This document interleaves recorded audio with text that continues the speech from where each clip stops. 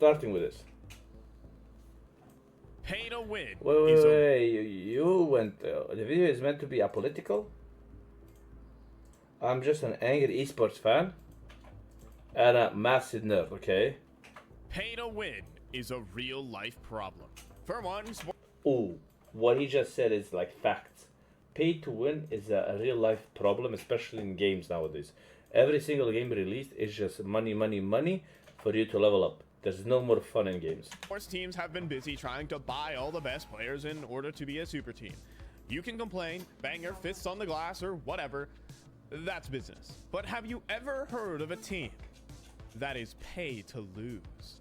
No matter where you stand on the politics of the situation, Saudi Arabian esports club Falcons are attempting a takeover of the entire esports scene. But initially, This is very true. They even bought Faceit and ruined it. Faceit is like fully cooked with a massive amount of cheaters and smurfs and people from the CIS abusing the system. There's less and less fun and good games on Faceit. Playing Premier is actually better for your mental health and skill than Faceit. Falcons had humble beginnings, trying to be a Saudi Arabian esports team and fielding players from around the Arab world. And specifically in Rocket League, they were a fan favorite underdog squad as 3 Saudi Arabian 18-year-olds suddenly became some of the world's best. Of course, they'd rather just win it in one. But that was Don't say that. all before they got the wallet of the Saudi Public Investment Fund. Is there no ties to the PIF in general, to the Public Investment Fund? It's nothing at all. The same shareholders that have been with us since 2020. But that's not exactly true, is it? Because you have, like, as your sponsor, you have STC, which is the Saudi telecom company, right? Yeah, And isn't that owned by the PIF? it is. Falcons That's interesting. Today's video is sponsored by RainGG. Rain is one of the fastest growing CS2 case opening sites. Besides fun case openings, they offer game modes like case battles, upgrader, and doubles. Rain gives players free daily, weekly, and monthly cases. If you sign up with my code Loba, you get 3 free cases and 5 deposit bonus. The site supports instant deposit and withdrawals using skins or crypto. If you want to try Rain, click the first link in the pinned comment and use code Loba to claim your rewards. Please remember, loot boxes sites can be addictive, so make sure you're over 18 and only spend money you can afford to lose. Good luck. began a hostile takeover of esports. They bought the best team in the world in Call of Duty Warzone. They bought the best team in the world in PlayerUnknown's Battlegrounds. They bought the best team in the world, one of them at least, in Dota 2. Team Falcons own the most teams out of any club in all of esports. Since obtaining the mighty wallet, there's not been a need to nurture underdog talent. The whole goal is to just buy the best teams. However, even with the infinite money glitch, there have been a few esports that have vanquished even the mighty wallet. In 2024, Falcons would disband out of Valorant, and they have still yet to field a League of Legends team. But one esport that Falcons is desperate. I guess Falcons can't buy stuff and, you know, like buy tournaments and stuff in Riot, so they're doing it in Valve because Valve will sell for anything. Like Valve is like the basically biggest there is. Even with all the money from gambling and everything, they're still selling their ass for money, and they're not doing anything within CS and with Faceit and with the game with all the issues because they're getting money. Well, that makes sense. Desperately trying to crack. That is turned into the money black hole, and they keep dumping wheelbarrows of cash in order to succeed.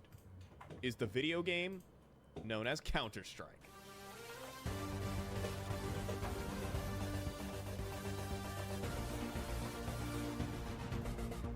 I feel like Falcon's gonna get even Nico and Manesi hate. Like, these players are gonna get hate for joining such a org, considering like what the Saudis done to Faceit, and now this. I feel like they're gonna get like mad hate, especially if they don't perform and start winning, you know, and they keep being like third, fourth, fifth, you know, and they don't win the major. I think they're gonna get mass hate. Like the players gonna lose credibility and their name and everything due to everything, huh?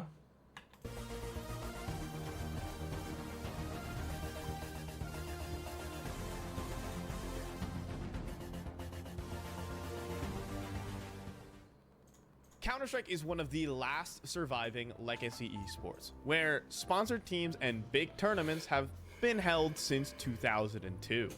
It is a mark of honor for an esports organization to have prestige in Counter-Strike. I don't consider you a real esports organization unless you play in Counter-Strike. So, Falcons would show up in the Counter-Strike scene as an itty-bitty dot in 2021. Funnily enough, their very first signing was young Danish player Bro, who is a side character in some other videos on this channel. Like we've talked about, they would be with humble beginnings, fielding talent from the Arab world. But Yo, this guy does a really nice video. But they would never break out of the region. They would disappear off of the map for a year and then return by buying a French roster. They picked up the tier 2 LDLC roster in order to maybe get lucky and qualify to the PGL Antwerp Major. They didn't even make it past the open qualifier. This guy roasted the shit out of it. Objectively, this team wasn't even top 50 in the world. But through this team, we could see a bit of Falcons' MO. They would sign major winners, NBK, and probably the most culturally impactful opper ever, Kenny S. However, the problem is that the title of major winner doesn't suddenly make you good 6 years after your prime. They still sucked. That team's biggest success was to get Kenny S to wear your jersey. Nobody cared about Falcons, and they didn't make a dent on Counter-Strike. That is, until mid-2023, where Falcons management said, "Fuck this," typed in /game mode 1 and started playing esports on creative mode. This guy's cooking. I don't know who this guy is. I didn't watch his videos before, but he's cooking. Falcons get busy buying out every esport. And Counter-Strike is one title that is in their sights.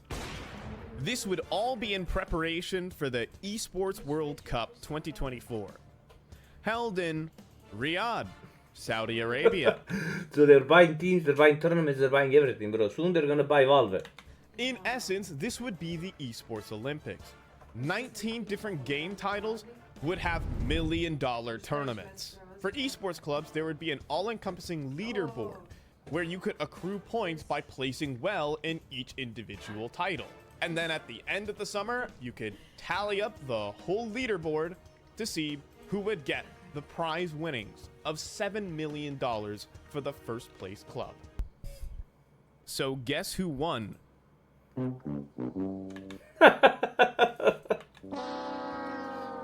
Falcons literally Obama memed themselves. The format of this leaderboard was pretty darn BS. All 19 titles were weighted the exact same.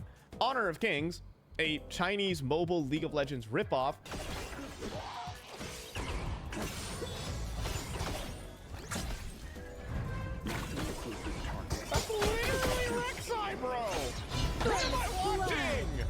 would be weighted the same as League of Legends. In addition, certain games are much easier to buy out the top level of competition than others. For example, in the Battle Royale genre, Falcons bought it all up for cheap. Falcons own the best team in Free Fire, a mobile Battle Royale. In Apex Legends, they bought out Imperial Hal, Apex Legends' biggest streamer, and then threw him in with 2 multi-world champions, and then got second place in the whole tournament. But I didn't know all these things, bro. Did you guys know this? In addition to buying out the best Call of Duty Warzone team, got them an instant 3,000 points on the leaderboard, which would have been enough to win the whole thing on its own. They also got a second place in Rocket League, and then flopped out of every single other tournament, including Counter-Strike. Bro, they lost to... But I thought Falcons were gonna have a takeover in Counter-Strike. What happened? The quote-unquote big Counter-Strike takeover begins in October of 2023. Falcons announced the framework of the Astralis dynasty. Revolutionary coach Zonic and their sports director Lars Robel. Oh, I met this guy on the right. He's arrogant as f, bro. Like, NPL sat on a chair and removed this guy's bag and this guy came over, like he took the bag, he just like put it next to the chair, you know, and he sat on the chair, and this guy came, looked at him, didn't say a word. MPO was like, he got up, and this guy took the bag and put it on the chair and left. I was like, what the fuck, bro? Like, tell the guy or take the bag, put it somewhere else. Like, bro, nobody's sitting there, you're putting the bag, removing a dude. He doesn't say a word, and his attitude is like, bro, the most cringe person ever. While, if you look at that girl that was Ant's coach, and then she was Navi's coach, I don't know her name, the blonde girl, she's like super friendly, super nice, talks to everybody, like brings up the room, you know, like good vibes, and she's very positive. This dude, on the other hand, holy, I was in shock how disgusting he is. Joining the organization, it's time to get serious. Their first big signing is 4-time major winner Magisk. He's not in the prime of his career, but did win Counter-Strike's biggest tournament just a few months ago. They have 2 out of 5 of their players. They also got young Jordanian pro Boros earlier in the summer after he was... Yo, what happened with Boros, by the way? Did he like quit or what happened with him? After Falcons, he disappeared. Extremely overhyped after the Blast Paris Major. He's been playing fairly average Counter-Strike. Now, as 2023 was reaching its end, Finnish organization ENCE are the second best team in the world at Counter-Strike, and are doing it in incredible fashion. What they've done is a Counter-Strike management miracle.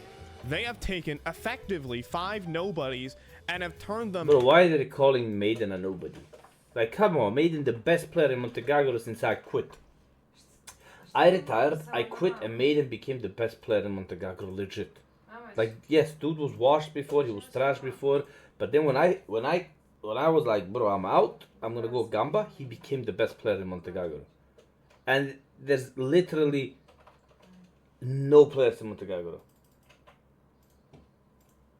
Into world beaters. Many of these players' careers were thought to be completely finished, no pun intended. All these players aired on the older end, but somehow these 5 players and their coach Saw were able to find the prime in each one of these players. ENCE didn't buy superstars, they unlocked them.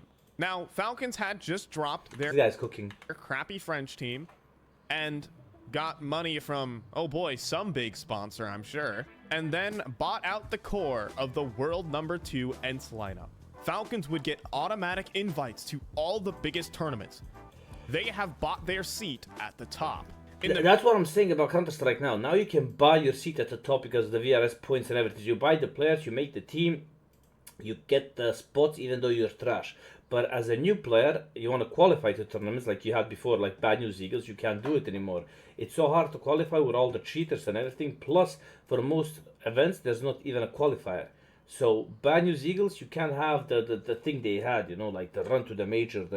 That was the best thing you could watch. Like, Simple winning the major and all that. And then Bad News Eagles. Like, that were the 2 best storylines lately. And you can't have that anymore in CS because now you have to pay to get to a tournament. You have to buy your spot at the tournament. Disgusting. In the meantime, ENCE have to completely rebuild from the ground up. Falcons stole ENCE's managerial miracle. I mean, ENCE did this in the past. They sell players, they make money, profitable org. But most other orgs are not profitable, like you know about Astralis. And in Falcons fashion, everything is set up perfectly for success. Buy the top team in the world and slap some recognizable names in there, and it will probably work. So, ENCE sifted through the Counter-Strike junk drawer to assemble a roster. They pick up Glaive, who had been on fraud watch ever since Astralis haven't won anything in the last 3 years. And to fill out the rest of the I want to watch more of his content. This guy's cooking. I don't know who he is, but he's cooking. So, the first big tournament of 2024, IEM Katowice. Falcons rock up with their world #2 lineup and immediately get upset by world #14 Turkish team Eternal Fire. Now, Falcons face off against a Polish powerhouse. It's just the Rebels. It's a bunch of Polish teenagers, nothing to fear. They're ranked outside the top 25 in the world. They are tier 2 by definition. This Falcons team fight for their lives. Both teams steal each other's map picks, and map 3 goes neck and neck until Falcons finally force the Rebels to eco and scrape by on nuke 13-10. Barely avoiding a total embarrassment. Fighting through the lower bracket, Falcons take on Complexity, who were once a solid team, but have been in turmoil for the past couple months. Complexity choke a 10-8 lead and give away 4 clutches to the Falcons.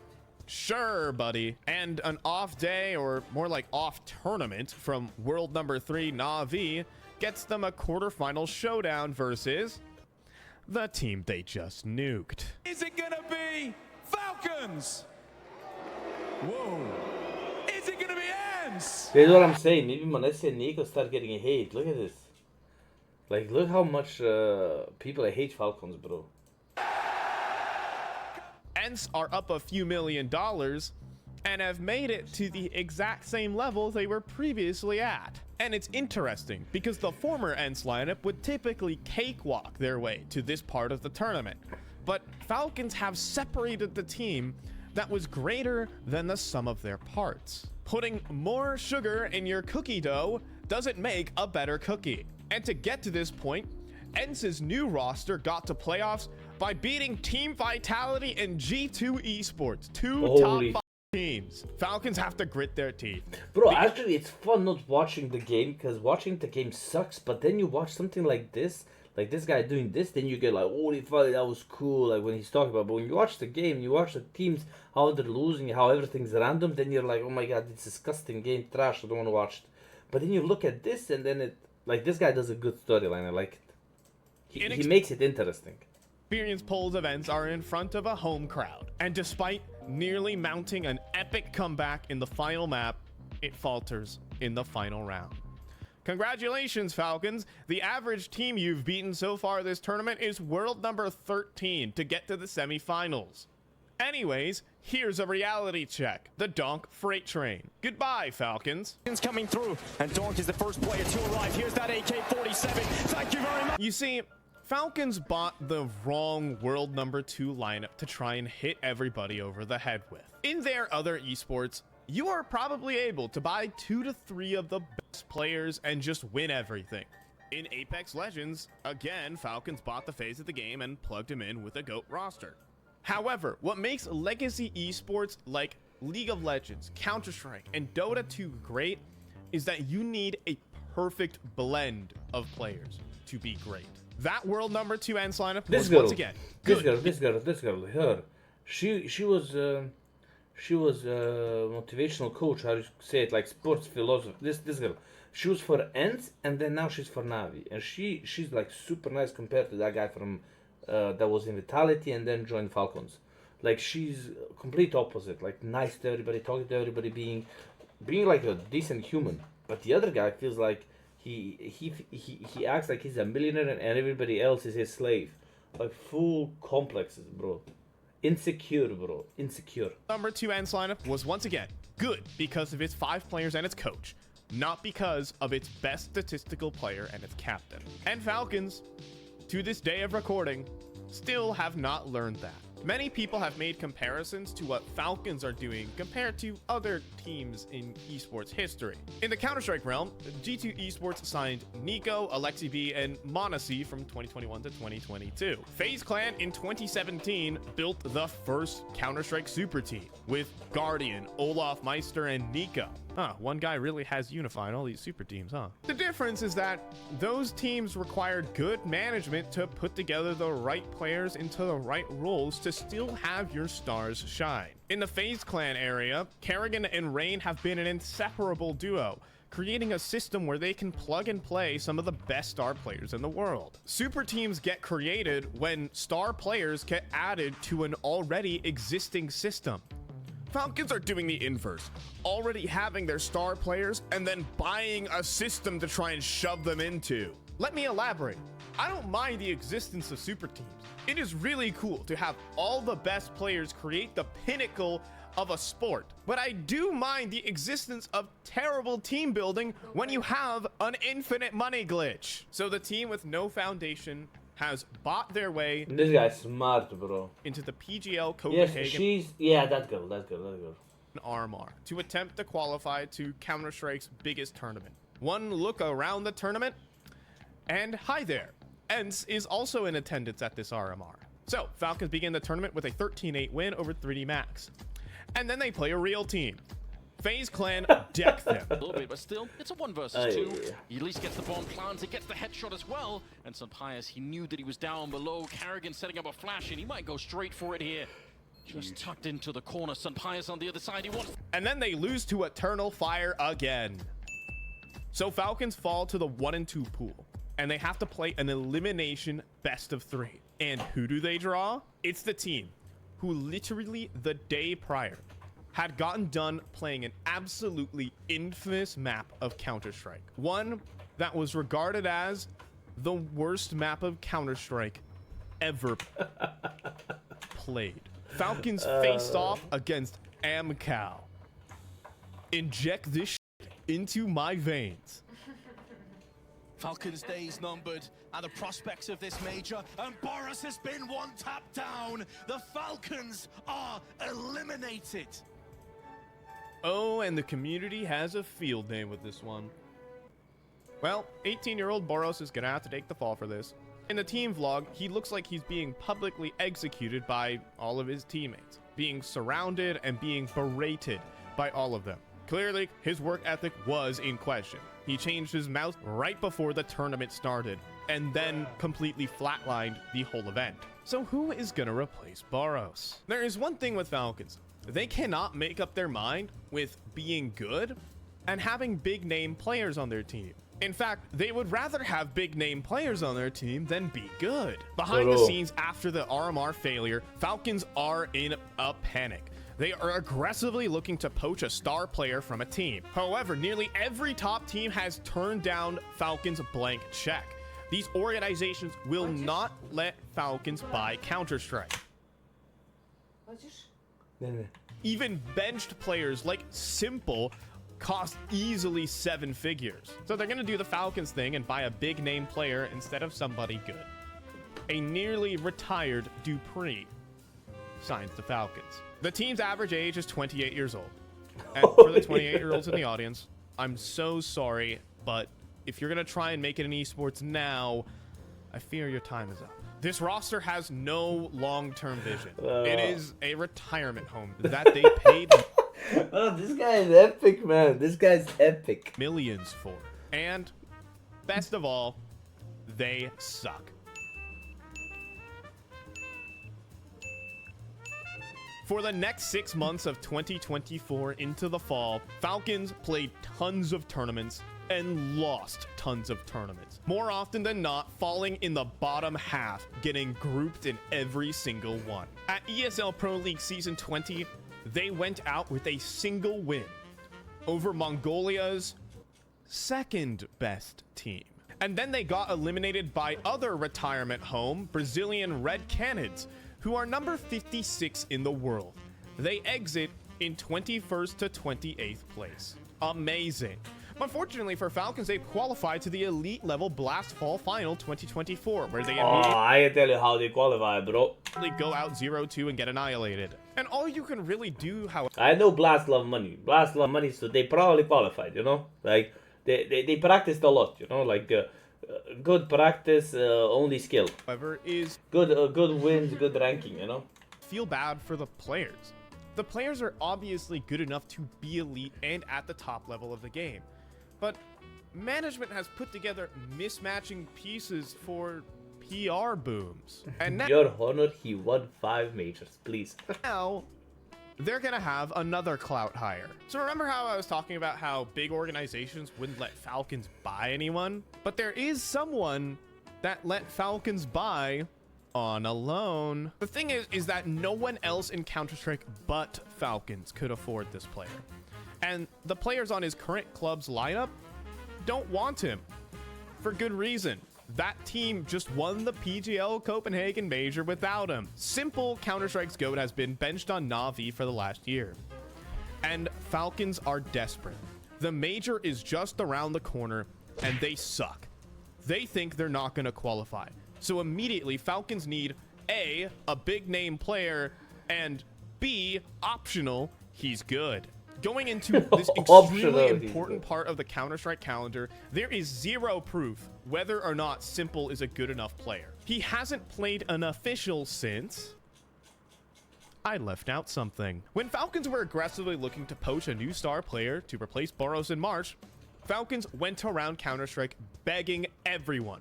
They went for G2 Esports star Nico and Monesi. They basically told G2 to name their price for both of the two players in order to buy the highest firepower duo in Counter-Strike. But G2 wouldn't let them get what they wanted so easily, agreeing to only let Nico to sign to Falcons at the end of 2024. So Falcons had to look elsewhere. The prospect of having the most recognizable Counter-Strike pro just a few $1 million away was too tantalizing for Falcons' wallet.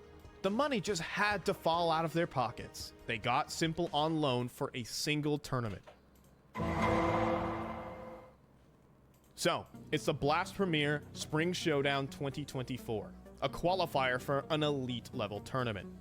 Falcons' first opponent in this single elimination bracket is Swedish team Metisport. Who the f is that guy? Now, Swedish teams at this point are all... I don't know, he's a great... I don't know who does his edits, but yo, this guy's cooking. A qualifier for an elite level tournament. Falcons' first opponent in this single elimination bracket is Swedish team Metisport. Who the f is that guy? Now, Swedish teams at this point are awful. They are a decade removed from their dynasty and greatness or whatever. All that remains are leftovers. So, who would win? The number 2 team in the world 4 months ago, this game's going down in March, or some Swedish teenagers? And if it's not Simple, then the return of the king is cut short. Do they knife him here? So after being total trash for the last 6 months, and nobody wanted to sell their players to Falcons as the major is just a month away, Falcons pressed the big red button again. Get Simple, qualify to the major, and profit. In Simple's place, they benched their best performing player, Sun Pius, the guy they paid $1 million for. And for some warm-up, they play with Simple at the Tier 2 Thunderpick World Championship and exit in dead last. This team is not a world beater. They are a world loser. All right, but their next tournament is an international lane, ESL Challenger Katowice 2024. It's a smaller tournament. For once, Falcons are actually the big boys in the pool. They've got Simple, and they've got some historically solid players, I guess. Their first matchup is fortunately versus a husk of a team. Portuguese team saw were dominating the start of the season, but then benched their star player after he was looking at other teams' offers. And so in true Falcons fashion, they lose to essentially a dead team. And in the elimination game, unfortunately, they have to play versus their nemesis. Eternal Fire, you are my new best friend. Magus taken down by 13-4. Falcons eliminated. Last place from ESL Challenger Katowice.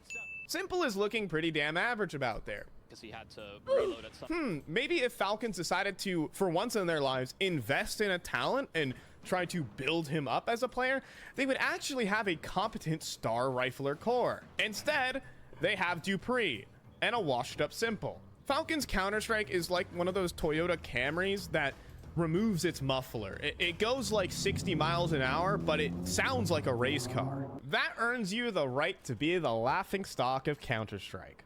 So it's time to qualify for the major. Falcons have looked utterly shambolic for all of 2024. They spent millions of dollars for not a single good result. But this is it. You can redeem it all right here. You could get some Simple stickers in the game, and, you know, maybe the community won't burst out laughing at you. Their first team is Czech team Eclot.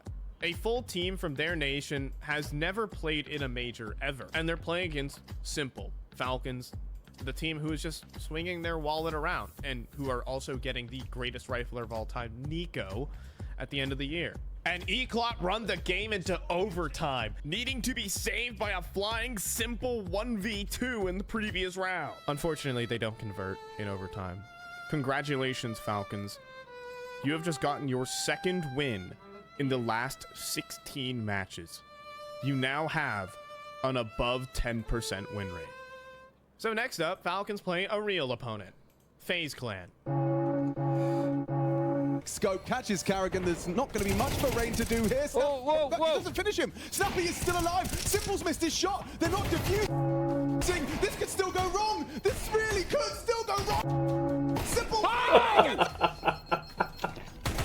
Oh my lord. FaZe will take it, keeping their head above water. Oh my lord. In the 1-1 pool of teams, Falcons draw. Portuguese team saw the same basically dead team from 2 weeks ago. So watch as the team who's not trying to win versus Falcons. They've got the agile position put into place, and there it is, the shutdown. One of the easiest games that Saw will probably play at the RMR. Well, Saw bouncing back, Failcon's in the building. Falcons fall to the 1-2 pool. You cannot lose or else you're not making the major. And they draw perhaps the most ironic opponent they could And no, it's not Eternal Fire. It's this team known as Gamer Legion. If there is a Counter-Strike team that spends the least while doing the most, it is Gamer Legion. They are the Moneyball Counter-Strike team. For years, Gamer Legion have been assembling bands of misfits and turning them into fighting forces. On the other hand, Falcons likely spend Gamer Legion's entire yearly payroll every month. The star of Gamer Legion's show is aggressive rifler Flamus. Gamer Legion picked him up just when Falcons were also looking for a star player. You see, if Falcons had actually gone digging and looking for talent... Bro, but this part, did you see this? Looking for a... How many followers though? Star player. You see, if Falcons had actually gone digging and looking for talent, they could have found their man. Instead, Flamus does this to them. Waiting for this blow. Dart behind. Gonna go look him. Kills to his name. Happy been the heavy hitter. Willing to offer every kill that's mattered, every chance for the impact. He has found it, and that round is no exception.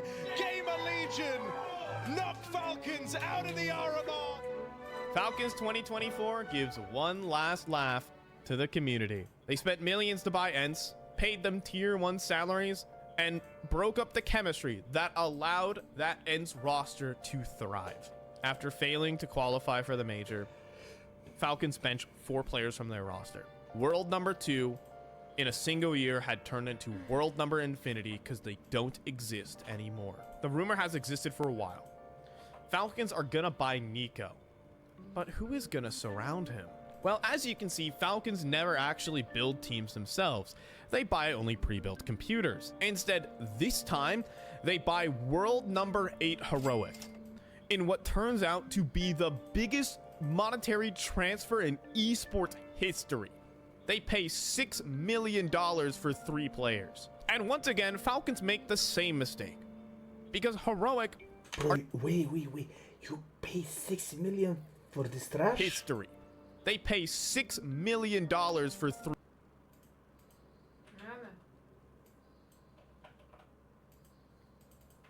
$6 million for this? They can't even see. They can't even see, bro. They need glasses to see, and you're paying 6 million? They're blind. What the f, bro? This guy can't even speak English. What the hell, bro? 3 players. And once again, Falcons make the same mistake. Because Heroic are definitely another Moneyball project like Ents was. A team that accomplished more than the sum of its parts. Also, it was another one of Saw's teams that he built. Evidently, the end goal for this Falcons lineup is to get some quick short-term success. A solid foundation, and then you just plug in Nico. It is the best thing. I remember watching this clip and saying, bro, Nico is like not a big lover of Dexter. Look at this. quick. He's like full happy. Nico is just like not even reacting. Look at this. This guy is jumping like full hype. Nico is just chilling.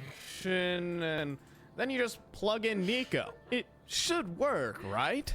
Clash, DP is being held, and Magic seals the deal. Really can't get past CF. They're teed up to play. After spending $7.5 million to get their lineup, they got second place and won an event where none of the top 4 teams were present. At the time of recording, Falcons are set to add Monacy, buying him out for $2.5 million instead of waiting 8 months for his contract to expire. Benching the player who MVP'd the tournament they won. Also in their headlights is Russian prodigy Kyusuke. Kyusuke has been hyped for ages at the end of 2024 as basically the future world #1 player. However, this guy who commands a huge price tag has 0 top level experience. Once again, Falcons are paying a lot of money for high risk. Like, look, it could work. Falcons are finally doing something called developing a player, but paying an exorbitant amount of money for him is not the first thing a lot of organizations would do. Oh, by the way, and with these 2 signings, they are throwing out the $6 million they paid for Heroic's lineup as they're benching 2 of the players they bought. The joke for Falcons is, if you can't beat them, buy them. So who knows? Maybe this video ages terribly. Look, Nico and Monacy could probably drag bot Gay, bot Albert, and bot Cliff to a major, all right? And don't get me wrong, I actually like the players Falcons have signed. Nico and Monacy are exceptional players to watch play Counter-Strike. I do hope that Nico and Monacy win, but I also hope that Falcons lose. Thanks for watching. Bro, I think with Falcons with Nico and Monacy still not gonna win. It's just bad karma, bro. Maybe if they get Kyosuke, then yeah, like maybe then maybe.